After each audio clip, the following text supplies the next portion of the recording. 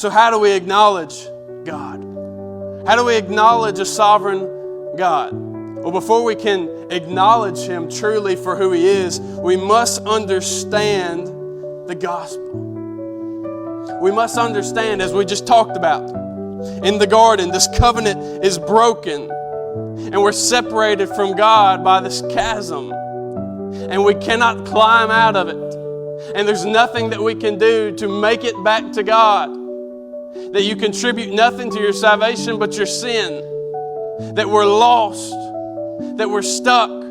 That the only way into heaven is to be righteous. And we cannot be made righteous. And we are not righteous. There's nothing that we can do to be united with God.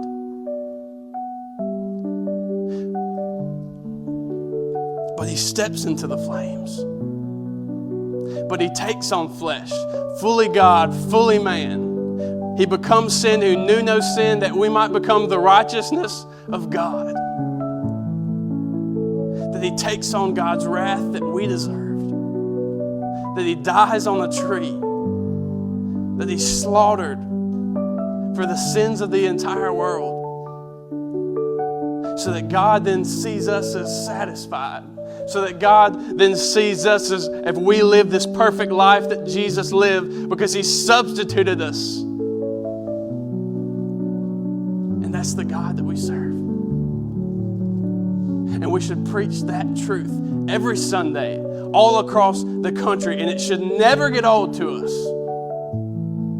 It should never be shallowed out to us.